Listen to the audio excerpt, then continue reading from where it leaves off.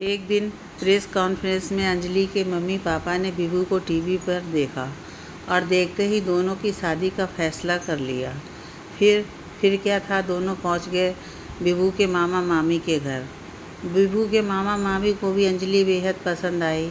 अब विभू के घर आने पर मामा मामी ने कहा, देखो विभू, अब बस, हमें तो लड़की बहुत ज़्यादा पसंद है, एक बार तुम भी मिल तो लो अंजलि से। बेटा, हमें पूरा विश्वास है कि तुम्हें भी ज़रूर पसंद आएगी। विभू भी मना नहीं कर पाया मामा मामी को। आखिर मना भी कैसे करता, मामा मामी ने बड़े लाड़ प्यार से पाला था। उन्होंने माँ बाप की कमी नहीं होने दिया। आखिर वो घड़ी भी आ गई जब दोनों आमने सामने बैठे एक दूसरे को देख रहे थे। अंजलि का दमकता हुआ चेहरा विभू को अपनी तरफ खींच रहा था और अंजलि को विभू का शांत स्वभाव और गठीला बदन, अच्छी कदकाठी अपनी तरफ आकर्षित कर रहा था। अब दोनों की शादी भी हो गई। विभू के फ्रेंड उसे हनीमून पैकेज दिए थे। दोनों मनाली की वादियों में खूब मस्ती करते हुए सारा दिन बिता देते थे, पर शाम होते ही विभू परेशान हो जाता। दोनों एक दूसरे से बहुत प्यार करते थे, पर दोनों के बीच अजीब सी दूरी थी। अंजलि भी संकोच करके विभू से कुछ नहीं पूछती थी। विभू को काम के चक्कर में वापस आना पड़ा। अंजलि भी बहुत खुश थी कि मेरा लाइफ पार्टनर विभू है। विभू अंजलि को पूरे जहान की खुशियाँ देना चाहता था। विभू ने मुंबई के जुहू बीच में एक फ्लैट ले लिया। अंजलि भी अपने सपनों को पाकर बहुत खुश थी। धीरे धीरे दोनों की शादी को 4-5 महीने बीत गए, मगर उनकी सुहागरात अब भी अधूरी थी। अब ये खालीपन अंजलि को अंदर ही अंदर खलने लगा था। वो समझ नहीं पा रही थी कि विभू ऐसा क्यों कर रहा है। अंजलि को लगता था कि विभू का कहीं बाहर तो कुछ नहीं। नहीं, ऐसा नहीं है, विभू ऐसा नहीं कर सकता है। अपने मन में 1000 सवाल लिए बस सारा दिन बीत जाता। एक दिन अंजलि ने सोचा कि आज विभू घर आएंगे तो मैं उनको कसकर अपनी बाहों में भर लूँगी, तो उनकी सारी झिझक निकल जाएगी। शाम को जब विभू घर आया, बेल बजाया, तो अंजलि भागकर दरवाज़ा खोलती है। अंजलि को देखकर विभू हैरान हो गया। अंजलि, तुम? यार, तुम तो बहुत ज़्यादा प्यारी लग रही हो। कहीं बाहर जाना है क्या माय डियर वाइफ को? मस्ती भरे अंदाज में उसने पूछा। नहीं, ये सब आपके लिए है माय डियर हस्बैंड जी, आंख मारकर अंजलि ने जवाब दिया।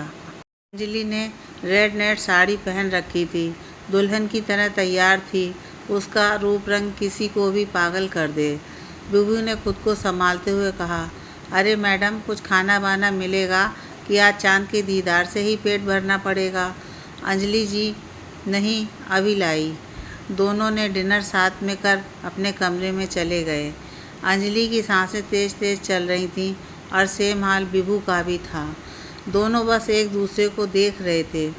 फिर क्या था, अचानक से अंजलि ने विभू को कसकर अपनी बाहों में भर लिया। विभू भी अंजलि से लिपट गया। धीरे धीरे अंजलि विभू के नज़दीक आने लगी, पर विभू ने अपने आप को पीछे कर लिया। अंजलि का पूरा शरीर गर्म और सांसें तेज हो गई थीं। वो अपने आप को विभू को सौंपने के लिए तैयार थी, पर विभू ना जाने क्यों अंजलि को पीछे धकेल रहा था। अंजलि, रुको, मेरी बात सुनो, विभू ने दबी हुई आवाज़ में कहा। अंजलि, नहीं विभू, आज मुझे कुछ नहीं सुनना। आपको बताना पड़ेगा आप मुझसे दूर दूर क्यों रहते हैं। विभू, नहीं मेरी जान, मैं तुमसे बहुत ज़्यादा प्यार करता हूँ। मैं तुम्हें नहीं बता सकता, पर आज नहीं, फिर कभी। इतना सुनते ही अंजलि ने कसकर पकड़कर विभू को अपने से दूर कर दिया और गुस्से से बाथरूम में जाकर नहाने लगी और अपना सारा मेकअप निकालने लगी। दूसरे दिन रोज़ की तरह विभू ऑफिस के लिए तैयार होकर डाइनिंग टेबल पर बैठ गया। अंजलि भी फटाफट नाश्ता लगा दी। कमरे में चारों तरफ एक सन्नाटा पसरा हुआ था। नाश्ता करते समय अंजलि भी विभू के बगल वाले टेबल पर बैठी हुई थी। विभू ने अंजलि की तरफ देखा तो उसे समझने में ज़रा भी देर नहीं हुआ। अंजलि पूरी रात सोई नहीं थी। विभू ने खामोशी तोड़ते हुए कहा, Anjali, I am very sorry. Anjali ने भी अनमना सा जवाब दिया, कोई बात नहीं, शायद मुझमें ही कोई कमी है जो आप मुझसे दूर भागते हैं। विभू, नहीं, ऐसा नहीं है, तुम तो मेरी जान हो, मैं तुमसे दूर कैसे रह सकता हूँ भला। इतना कहकर विभू ने अंजलि को एक प्यारी सी झप्पी देकर उसका माथा चूम लिया और बोला, बाय डियर, शाम को मिलते हैं। अंजलि लाल जोड़े में सज धज कर ऐसी लग रही थी मानो धरती पर कोई अप्सरा उतर आई हो। उसने लाल सुर्ख रंग का जोड़ा जिसमें अनगिनत मोतियां जड़ी हुई थीं, रात के अंधेरे में हल्की सी रोशनी में ऐसे टिमटिमा रही थी जैसे आसमान में ढेर सारे तारे जगमगा रहे हों। बालों में गजरे की हल्की हल्की खुशबू किसी को भी मदहोश कर दे। माथे पर लाल रंग की बिंदी, मांग में सिंदूर के साथ साथ मांग टीका, गुलाबी गुलाबी गाल, लाल लाल होंठ, मानो ऐसे लग रही थी जैसे चांद धरती पर उतर आया हो। अंजलि दुनिया भर के अरमान सजाए सुहागरात की सेज पर बैठी अपने पति का इंतजार कर रही थी। एक तरफ जहां उसके अंदर एक अजीब सा हलचल मचा हुआ था, वहीं दूसरी तरफ डर भी लग रहा था कि ना जाने कैसा होगा मेरा पति, मैं उन्हें अच्छी लगूंगी या नहीं। इन्हीं सब उधेड़ बुन में कब अंजलि की आंख लग गई उसे पता ही नहीं चला। अंजलि अंजलि अंजलि के कानों में धीमी धीमी आवाज़ पड़ी। अंजलि हड़बड़ाकर उठ गई। जी जी आप। अंजलि के सामने विदु खड़ा था। अंजलि, आप कब आए? विभू, बस थोड़ी देर पहले। अंजलि, आपने मुझे उठाया क्यों नहीं? विभू, तुम सोते हुए इतनी क्यूट लग रही थी कि मन ही नहीं हुआ कि तुम्हें उठाऊं। यह कहकर विभू मुस्कुरा दिया। विभू एक मल्टीनेशनल कंपनी में सॉफ्टवेयर इंजीनियर था और बचपन में एक एक्सीडेंट में उसका सब कुछ छिन गया था। विभू अनाथ हो गया था। उसके मामा मामी ने उसे पाल पोस कर बड़ा किया। विभू बहुत ही होनहार विद्यार्थी था। अपनी मेहनत से आज वो इस मुकाम तक पहुंचा था। विभू को शादी के लिए बहुत से रिश्ते आए, पर वो ना जाने क्यों शादी नहीं करना चाहता था। विभू दिखने में भी बहुत स्मार्ट और हट्टा कट्टा नौजवान था। उसे देखकर कोई भी लड़की दीवानी हो जाए, पर विभू की कोई गर्लफ्रेंड भी नहीं हुई कभी। वो लड़कियों से बहुत दूर रहता था।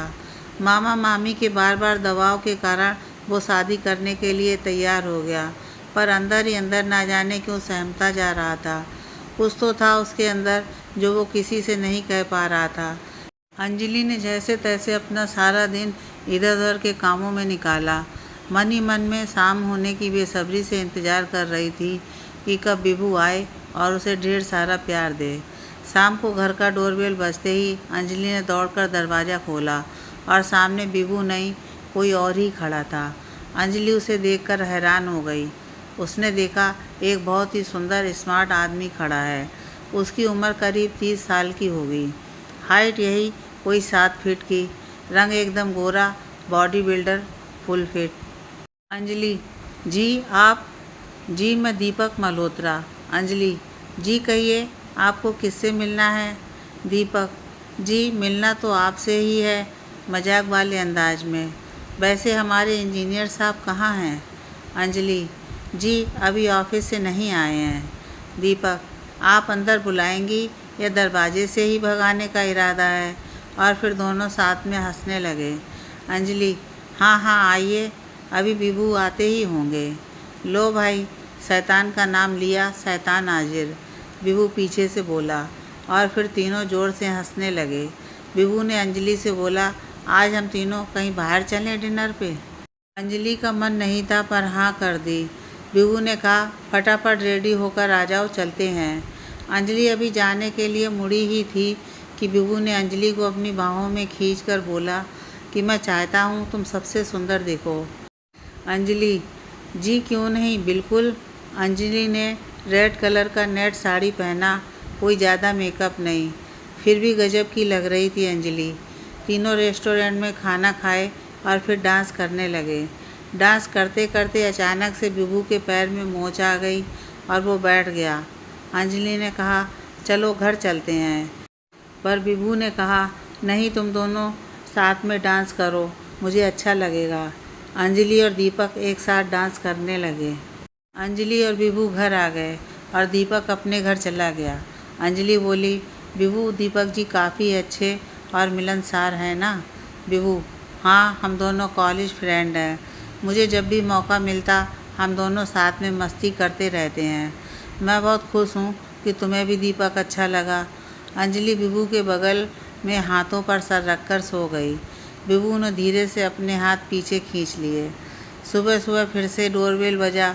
अंजलि ने दरवाज़ा खोला तो उसकी मेड आई और दोनों रोज़ की तरह काम में लग गए। थोड़ी देर बाद फिर से डोरबेल बजा। अंजलि ने आवाज़ लगाई, विभू ज़रा देखना कौन है। फिर खुद ही चली गई दरवाज़ा खोलने। अरे आप इतनी सुबह? सामने दीपक मल्होत्रा। जी हाँ, आपके हसीन चेहरे का दीदार करने चले आए। रात भर नींद नहीं आई क्यों? अंजलि ने पूछा। दीपक जी, आप जो मेरे सपने में थी, मस्ती भरे अंदाज में। अच्छा जी, अंजलि ने जवाब दिया।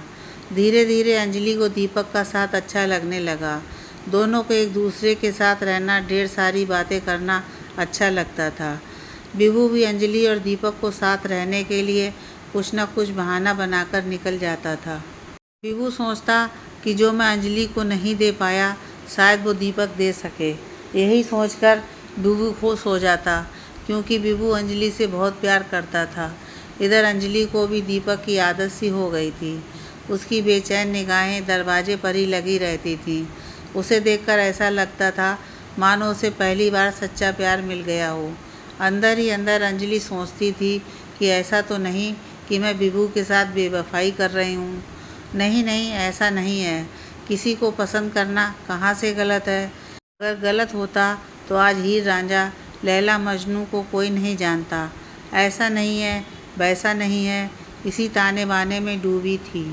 तभी दीपक ने पीछे से आकर अंजलि के कमर में हाथ डालकर कब पकड़ लिया उसे पता ही नहीं चला, और तब जाकर अंजलि अपने ताने बाने से बाहर आई। अरे आप? अंजलि ने चौंक कर दीपक से पूछा। आप कब आए? अजी मैडम, जब आप हमारे ख्यालों में खोई हुई थी तभी। अंजलि शर्माकर मुस्कुराई और बोली, अच्छा जी, आपको कैसे पता कि हम आपके ख्यालों में थी? दीपक ने जोर से अंजलि को गुदगुदी करते हुए बोला। अच्छा जी, ऐसे पता चला, ऐसे ऐसे। फिर ज़ोर ज़ोर से ठहाके गूंजने लगे चारों तरफ कमरे में।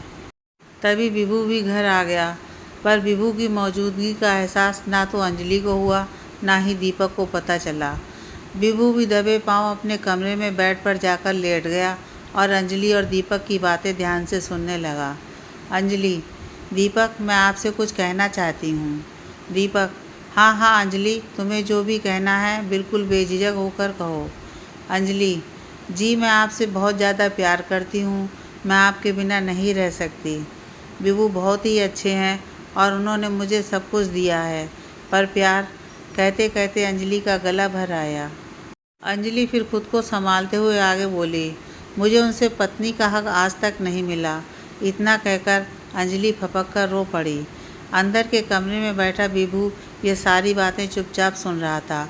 उसके हाथ पांव मानो जैसे फूल से गए हों।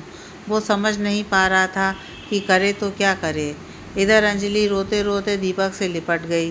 दीपक भी थोड़ा भावुक हो गया और अंजलि को अपने बाहों में भर लिया।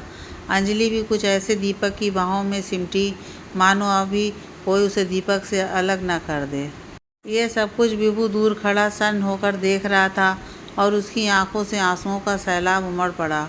उसे कुछ समझ नहीं आ रहा था कि क्या करे। अंजलि को कैसे सारी सच्चाई बताए कि वो क्यों अंजलि को अपने से दूर रखता है। इधर अंजलि और दीपक धीरे धीरे एक दूसरे में समा गए थे। उन्हें विभू की मौजूदगी का किंचित मात्र भी एहसास नहीं हुआ। अंजलि, मैं भी तुमसे बहुत ज़्यादा प्यार करता हूँ, पर मैं अपने दोस्त को धोखा नहीं दे सकता हूँ यार, मुझे माफ़ कर दो।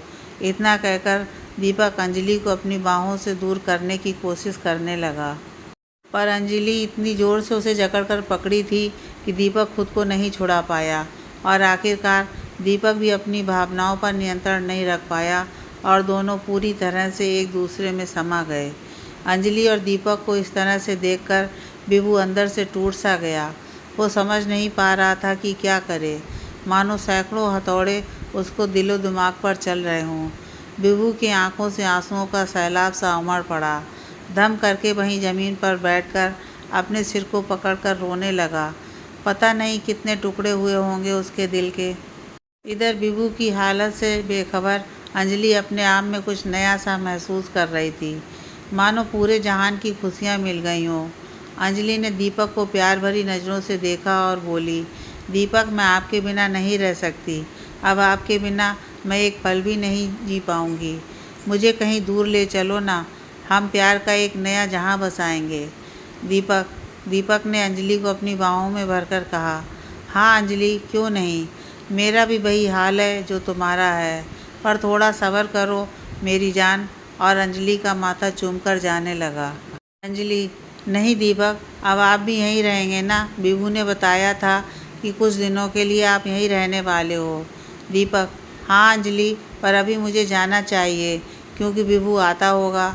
ओके दीपक, बाय, पर मैं बेसब्री से आपका इंतज़ार करूँगी, अंजलि ने कहा। और दरवाजे पर दीपक को विदा कर अंजलि सीधा अपने कमरे की तरफ बढ़ गई।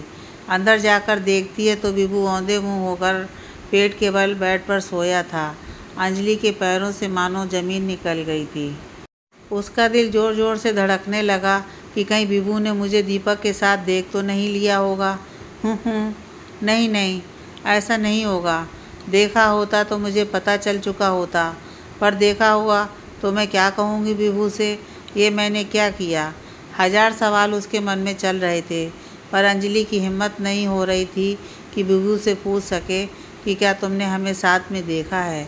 अभी अंजलि कुछ नहीं बोल पाई थी कि विभू ने कहा, अरे अंजलि, तुम कब आई? अंजलि पूरी तरह हैरान होकर बड़ी ही हिम्मत जुटाकर बोली, आप कब आए? विभू बेड से उठकर बैठ गया और अंजलि को प्यार भरी नज़रों से देखा और बोला, मेरी जान, जब किचन में तुम हमारे लिए पसीने बहा रही थीं तभी मैंने सोचा तुम्हें क्या परेशान करना, इसलिए सीधा अंदर आकर लेट गया था। पता नहीं कब मेरी आंख लग गई। आज ऑफिस में बहुत ज़्यादा काम था, शायद इसी वजह से। अंजलि कुछ नहीं समझ पा रही थी कि विभू से क्या कहे, बस चुपचाप खड़ी हो उसकी बातें ध्यान से सुन रही थी। विभू ने चुटकी बजाते हुए बोला, अजी मैडम कहाँ खो गईं? कुछ चाय पानी मिलेगा? अंजलि हड़बड़ाकर, हाँ हाँ हाँ विभू, क्यों नहीं, अभी लाती हूँ। इतना कहकर अंजलि तेज़ी से किचन में आई। उसे ऐसा लग रहा था कि उसके पैर ज़मीन पर जम गए हों, कोई बड़ा सा पत्थर उसके सीने पर रख दिया गया हो। अपने आप को बड़ी मुश्किल से संभालते हुए अंजलि वापस अपने बेडरूम में आई। विभू, चाय यहीं पर लाऊं या डाइनिंग रूम में? अंजलि ने विभू से पूछा। नहीं अंजलि, यहीं पर लाओ, मेरा मन नहीं है वहाँ पर बैठने का। अंजलि हड़बड़ाकर फिर से विभू की तरफ देखा और बोली, क्यों विभू? ऐसे ही, थोड़ी सी थकान महसूस हो रही है बस। अंजलि ने लंबी सांस ली। हो, ऐसी बात है, कोई नहीं, मैं यहीं लाती हूँ। अंजलि और विभू दोनों एक साथ चाय पी रहे थे। कमरे में सन्नाटा था, कोई आवाज़ थी तो सिर्फ दोनों की चाय की चुस्कियों की आवाज़ें। चुप्पी तोड़ते हुए विभू बोला, अरे हाँ अंजलि, तुम्हें एक बात तो बताना भूल ही गया। जी क्या? अंजलि बोली, आज से दीपक भी यहीं रहने वाला है। तुम्हें थोड़ी सी दिक्कत तो होगी। अभी विभू की बात पूरी भी नहीं हो पाती है कि तब तक अंजलि बोल पड़ती है, नहीं नहीं विभू, मुझे भला क्या परेशानी हो सकती है? और तो और, आप इस घर में रहते ही कहाँ हैं? उल्टा मेरे लिए तो और भी अच्छा हो जाएगा। विभू बोला, चलो फिर दीपक का भी डिनर तैयार कर लेना और उसका कमरा भी। जी।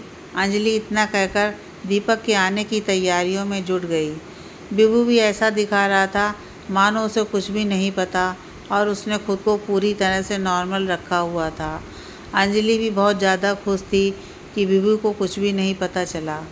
जैसे जैसे टाइम बीत रहा था, अंजलि के दिल की धड़कनें भी तेज़ हो रही थीं। अंजलि का सारा ध्यान दरवाजे पर ही टिक गया था। तभी बेल बजी। अंजलि दौड़कर दरवाज़ा खोलती है और सामने दीपक को देखकर खुशी से झूम उठती है। अरे दीपक, तुम आओ आओ, विभू बोला। फिर अंजलि, दीपक और विभू मस्ती मजाक में डूब गए। फिर साथ में तीनों ने खाना खाया और एक दूसरे को गुड नाइट विश कर सोने चले गए। अंजलि अपने किचन को समेटकर अपने कमरे में चली गई। विभू, आप सो गए? अंजलि ने पूछा। नहीं अंजलि, नींद नहीं आ रही है, विभू ने जवाब दिया। अंजलि विभू का सर प्यार से सहलाने लगती है। क्यों, आपको नींद नहीं आ रही, कोई बात है? नहीं नहीं अंजलि, ऐसा कुछ नहीं है, बस ऑफिस का टेंशन है। तुम परेशान ना हो और सो जाओ। अंजलि भी विभू के हाथ पर अपना सर रखकर सो गई, पर शाम का सारा वाकया उसके दिमाग में घूम रहा था। नींद तो उसे भी नहीं आ रहा था, बस यूं ही प्यार भरे ख्यालों में खोई हुई थी। इधर दीपक का भी वही हाल था, वो भी इधर उधर यूं ही करवटें बदलता रहा। अंजलि, दीपक और विभू सब कुछ ना कुछ सोच रहे थे। तीनों को नींद नहीं आ रही थी, बस किसी तरह से ये रात गुजर जाए, बस उसी का इंतज़ार था। जैसे तैसे इस रात का भी अंत हो ही गया। सुबह विभू अपने ऑफिस के लिए रेडी हो गया था और अंजलि ब्रेकफास्ट की तैयारियों में जुटी हुई थी और दीपक अभी भी सोया था। विभू नाश्ता करके ऑफिस जाने लगा और बोला, अंजलि मुझे थोड़ा काम है और मैं आराम से आऊँगा, और दीपक यहीं रहेगा, थोड़ा उसका ध्यान देना। अंजलि ओके, और मन ही मन बहुत खुश हुई। अंजलि विभू को ऑफिस के लिए विदा कर वापस भागकर दीपक के रूम में आई और देखा कि दीपक भी आधा जगा और आधा सोया है। अंजलि झट से दीपक को अपनी बाहों में भर लेती है। दीपक आज का क्या प्लान है? अंजलि बोली। अजी जैसा आप चाहें, दीपक ने बड़े रोमांटिक मूड में जवाब दिया। चलो ना कहीं बाहर घूम कर आते हैं, अंजलि बोली। दीपक ओके, चलते हैं बीच पर। फिर क्या, अंजलि और दीपक दोनों प्यार के सुनहरे पंख लगाकर उड़ रहे थे। दोनों प्रेमी युगल जोड़ा निकल गया अनजाने राह पर अपने प्यार का सपना सजाए। बीच पर समुद्र के किनारे एक चट्टान पर बैठ गए दोनों, एक दूसरे के बाहों में बाहें डाले, दुनिया की नज़रों से खुद को बचाकर एक दूसरे में खो गए। अंजलि, दीपक क्यों ना हम दोनों शादी कर लें? दीपक, पर विभू का क्या? क्या वो मान जाएगा अपनी बीवी का हाथ किसी और को देने के लिए? अंजलि, मुझे नहीं पता क्या होगा, कैसे होगा, पर मैं तुम्हारे बिना नहीं रह सकती। दीपक, अच्छा एक बात बताओ, विभू तुमसे प्यार नहीं करता? अंजलि, प्यार? पता नहीं उसके लिए प्यार के क्या मायने हैं। आज तक विभू मेरे करीब कभी नहीं आया। दीपक, क्यों, कभी पूछा नहीं तुमने इसके पीछे क्या कारण है? अंजलि, पूछा, हर दिन हर रात बार बार पूछा, पर उसने कुछ नहीं बताया। अंजलि, उसने मुझे सब कुछ दिया है, या यूँ कहूँ बिन मांगे दिया, कभी भी किसी चीज़ की कमी नहीं होने दिया, पर प्यार देना चाहिए वो कभी नहीं दिया। अब तुम ही बताओ मैं क्या करूँ? मैं एक औरत हूँ दीपक, मुझे पूरी तरह अपने जीवन साथी का प्यार और साथ चाहिए, सिर्फ पैसे नहीं। वो प्यार, साथ, ये सब कुछ मुझे तुमने दिया है और अब मैं तुम्हारे साथ ही रहना चाहती हूँ। इतना कहकर अंजलि फूट फूट कर रोने लगी। दीपक से अंजलि की हालत देखी नहीं जा रही थी। उसने अंजलि को गले लगा लिया। बस बस बस, अभी चुप हो जाओ, शाम को देखते हैं क्या कर सकते हैं। दोनों सारा दिन घूमते फिरते शॉपिंग करते घर आ गए। घर पर विभू ऑलरेडी पहुंच चुका था। अंजलि, अरे आप आ गए, देखिए ना, दीपक को जिद करके इतना घुमाए शॉपिंग कराए कि क्या बताऊं। अंजलि बेहद खुश थी। विभू, अच्छा चलो तुम खुश हो, बस यही मेरे लिए मायने रखता है। अंजलि, विभू मैं और दीपक दोनों बाहर ही खा चुके हैं, मैं तो बहुत ज़्यादा थक गई हूँ, मैं चली सोने। कहते हुए अंजलि अपने कमरे की तरफ बढ़ गई। विभू, थैंक्स यार दीपक, मेरी अंजलि को इतनी खुशियाँ देने के लिए, दीपक को गले लगाकर। दीपक, पर यार ये सब कब तक चलेगा? मुझे अच्छा नहीं लगता तेरे साथ ये कहकर दीपक रोने लगा विभू से लिपट कर। तू बता क्यों नहीं देता सब अंजलि को यार?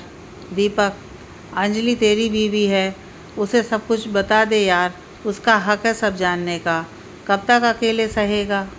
विभू, चुप चुप चुप कर, तू रहने दे अपनी दलीलें, तुझे जैसा मैंने कहा बस वही कर, ज़्यादा मुझे ज्ञान ना दे। अब जा अंजलि के पास। अब इतना तो तय था कि जो भी हो रहा था सब विभू को पता था, बल्कि उसी के कहने पर ही हो रहा था, पर क्यों? अंजलि इन सबसे दूर अपने सपनों में जी रही थी, लेकिन कहीं ना कहीं अंदर ही अंदर तिल तिल कर मर रही थी, अंदर ही अंदर हजार बार टूट रही थी। कहीं मैं विभू के साथ बुरा तो नहीं कर रही? नहीं नहीं, ऐसा नहीं है, विभू ने भी तो मेरे साथ यही किया है, उसने जो मुझे दिया है वही मैं भी उसे वापस दे रही हूँ। अंजलि मन ही मन खुद से ही बातें करती। अंजलि खुद को तसल्ली दे रही थी। हो सकता है विभू का कहीं बाहर अफेयर चल रहा हो, जिसकी वजह से वह मुझसे दूर दूर रहता है। अरे हाँ, यही होगा। ये तो मैंने सोचा ही नहीं। हाँ, यही होगा। पक्का ऐसा ही है। नहीं तो कौन पति अपनी पत्नी से इतनी दूर रहता है। ऐसा ही है। अंजलि अपने अंदर ही खुद से ही लड़ रही थी। तभी दरवाजे पर दीपक की दस्तक हुई। दीपक, अंजलि तुम अभी भी सोई नहीं? अंजलि, नहीं दीपक, नींद नहीं आ रही। पता नहीं क्यों कुछ अच्छा नहीं लग रहा। दीपक, हाँ यार, पता नहीं, मुझे भी कुछ अच्छा नहीं लग रहा है। अंजलि, विभू कहाँ है? और तुम यहाँ मेरे कमरे में कैसे? दीपक, हाँ वो विभू को किसी का कॉल आया था, ऑफिस चला गया। अंजलि, वही तो दीपक, फिर चुप हो जाती है। मुझे लग रहा है विभू का कहीं किसी के साथ अफेयर तो नहीं। दीपक, ऐसा क्यों? अंजलि, हाँ तो और नहीं तो क्या, वो मुझसे दूर क्यों रहते हैं? मैं जब भी उनके करीब जाती हूँ वो मुझसे बहुत दूर चले जाते हैं, और तो और ऑफिस में ज़्यादा समय बिताते हैं। इसका मतलब ज़रूर उनकी ज़िंदगी में कोई ना कोई है। दीपक को खुद पर और अंजलि पर दोनों पर गुस्सा आ रहा था, पर क्या करता, उसकी मजबूरी और विभू की कसम दोनों ही उसको रोके हुए थे। उसका मन हो रहा था सब कुछ अंजलि को बता दे। दीपक, नहीं विभू, ऐसा नहीं है। वो तुम्हें खुद से ज़्यादा प्यार करता है। अंजलि, तुम्हें नहीं पता। अंजलि बीच में ही दीपक की बात काट कर बोल पड़ती है। हाँ हाँ हाँ, क्यों नहीं, मैं तो पागल हूँ। सारे मर्द एक जैसे होते हैं। तुम भी विभू की ही तरफदारी करोगे ना? आखिर मैं होती कौन हूँ? दीपक, नहीं अंजलि, मुझे बहुत बुरा लग रहा है। हम दोनों विभू के साथ गलत कर रहे हैं। अंजलि, मुझे कुछ नहीं पता। हम दोनों शादी कर लेते हैं और विभू को सारी सच्चाई भी बता देते हैं, फिर तो बुरा नहीं लगेगा ना? दीपक, अच्छा बाबा, चलो अब सो जाओ, मुझे कुछ काम है, अभी आता हूँ। कहकर दीपक कमरे से बाहर हाल में आया। देखा विभू भी वहीं अंधेरे में अपने गम में डूबा हुआ खामोशियों से बातें कर रहा है। उसे दीपक के आने का तनिक भी पता नहीं चला। दीपक भी विभू के पास आकर बैठ गया। दोनों एकदम से शांत होकर बैठे थे। अचानक से बेल की आवाज़ बार बार आ रही थी। दोनों आवाज़ सुनकर उठ जाते हैं। घड़ी की तरफ देखा तो सुबह के 9 बज चुके थे। तब तक अंजलि भी बाहर आती है। दरवाज़ा खोला तो सामने काम वाली थी। अंजलि भी अपने रोज़मर्रा के काम में व्यस्त हो गई। विभू हैरानी से दीपक को देखा। तुम यहाँ कब आए? दीपक, रात में ही, जब तुम दर्द और तन्हाई में डूबे हुए थे। बस दोनों अपने अपने काम में व्यस्त हो गए। रेडी हो? विभू ब्रेकफास्ट कर ऑफिस चला गया। दीपक भी रेडी हो निकलने लगा। तभी अंजलि ने दीपक का हाथ पकड़कर पूछा, दीपक, आज हम दोनों चलो कहीं दूर भाग चलते हैं। मुझे भी विभू को धोखा देना अच्छा नहीं लगता। दीपक, ओके चलते हैं। फिर रात में मैं वहीं बीच पर तुम्हारा इंतज़ार करूँगा, तुम आ जाना। अंजलि, विभू से क्या कहूँगी? दीपक, कुछ नहीं, उसे सही समय आने पर मैं सब कुछ बता दूँगा, तुम बस आ जाना। पर हाँ, एक बार विभू के बारे में ज़रूर सोचना, क्योंकि बीता हुआ समय कभी वापस नहीं आता। दीपक भी ऑफिस निकल गया। इधर अंजलि भी परेशान सी सारा दिन सोचती रही कि क्या करूं, विभू को बता के जाऊं या यूं ही निकल जाऊं। जैसे तैसे रात हो गई। विभू भी वापस आ गया, पर आज अंजलि का पूरा शरीर मानो ठंडा पड़ गया था। आवाज़ में लड़खड़ाहट और विभू से नज़रें नहीं मिला पा रही थी। विभू, अंजलि क्या बात है? तबीयत तो ठीक है ना तुम्हारी? क्या बात है, कुछ परेशान सी लग रही हो? अंजलि, नहीं तो बस यूं ही, कहकर अंजलि विभू से लिपट कर रोने लगी। विभू, क्या बात है? अंजलि, कुछ नहीं। विभू, आपकी अंजलि से अगर कोई भूल हो जाए तो क्या कभी माफ़ कर पाओगे? विभू, तुम ऐसा क्यों कह रही हो? अरे पगली, मेरी अंजलि से कभी कोई भूल हो ही नहीं सकता, कहकर विभू हंसने लगा। बल्कि यही बात मैं तो तुमसे पूछना चाहता हूँ कि अगर कभी मुझसे कोई गलती हो जाए तो क्या तुम मुझे माफ़ कर सकोगी? अंजलि कुछ नहीं बोली, चुपचाप होकर विभू की तरफ देख रही थी। धीरे धीरे वो पल भी आ गया जब अंजलि को दीपक के पास जाना था।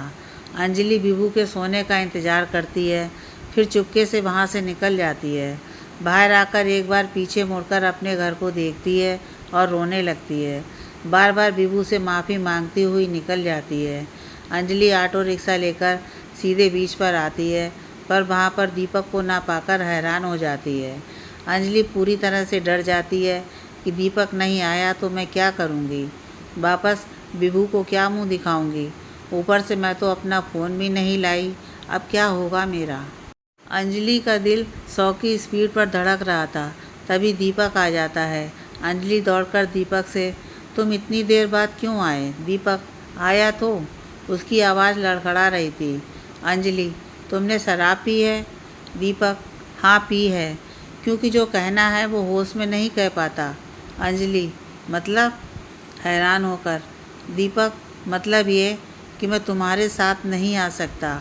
अंजलि इतना सुनते ही मानो हजारों तीर एक साथ उसके दिल को बींध रहे हों। नहीं नहीं, तुम मेरे साथ ऐसा नहीं कर सकते, मैं मर जाऊंगी दीपक, तुम मेरे साथ ऐसा मत करो। अंजलि पागल सी चीखती चिल्लाती है, कभी दीपक के हाथ जोड़ती तो कभी पैर पकड़ती। मैं क्या करूंगी, विभू से क्या कहूंगी? दीपक हंसने लगा। विभू से क्या कहने की ज़रूरत है, इन सब का मास्टरमाइंड तो तुम्हारा पति है।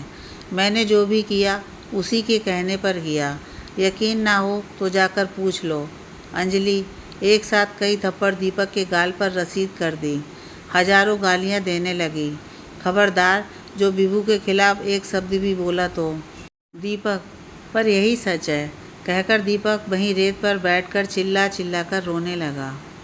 वहीं दूसरी तरफ अंजलि भी धम से वहीं गिर गई, मानो उसका दिल दिमाग सब एक साथ काम करना बंद कर दिया हो और वो पागलों की तरह रोती चिल्लाती, क्यों तुम दोनों ने मेरे दिल से खेला, तुम दोनों ने मुझे धोखा दिया, क्यों क्यों? अंजलि की समझ में कुछ नहीं आ रहा था कि क्या करे, उसका दिमाग शून्य पड़ गया था। अंजलि वहीं सागर के किनारे लेट गई और सोचने लगी। इसका मतलब पहले दिन से ही विभू को सब पता था और रोने लगी। समुंदर की लहरें बार बार अंजलि को भिगा जाती, पर उसे तो एहसास भी नहीं हो रहा था कि वो पूरी तरह भीग गई थी। जितनी तेज़ी से समुंदर की लहरें चट्टानों से टकरा रही थीं, उतनी ही तेज़ी से अंजलि का दिल भी खुद से ही टकरा रहा था। लेटे लेटे अंजलि आसमान की तरफ देखती है और सोचती है, मेरी ज़िंदगी भी इन तारों की तरह ही है, रात में टिमटिमाती है और दिन के उजाले में गुम हो जाती है। अंजलि किसी तरह से खुद को संभालती है और दीपक से पूछती है कि कब, क्यों, कैसे ये सब। दीपक, मैं कोई विभू का दोस्त नहीं हूँ, विभू मेरे सर हैं, मैं ठहरा मिडिल क्लास का एक मामूली सा नौकर, विभू सर के ऑफिस में नौकरी करता हूँ। एक दिन विभू सर ने अपने कैबिन में बुलाया और कहा, मैं तुम्हें तुम्हारे पेमेंट का दुगना पैसा दूंगा, पर मेरे लिए कुछ करना है। पैसे ज़्यादा थे और मेरी ज़रूरत भी, पर मैं फिर भी तैयार नहीं हुआ। पर जिस दिन मैंने तुम्हें देखा मैं तैयार हो गया, क्योंकि कहीं ना कहीं मैं भी तुम्हें मन ही मन पसंद करने लगा। पर नहीं, मैं विभू सर के साथ गलत कर रहा हूँ। मेरा मन हर दिन हर रात बार बार धिक्कारता, मैं ये क्या कर रहा हूँ। आज मैंने हिम्मत करके तुम्हें सारी बात बताने का फ़ैसला कर लिया। अंजलि, मुझे माफ़ कर दो। दीपक दोनों हाथ जोड़कर घुटने पर बैठ गया। पर अंजलि को कुछ सुनाई नहीं दे रहा था।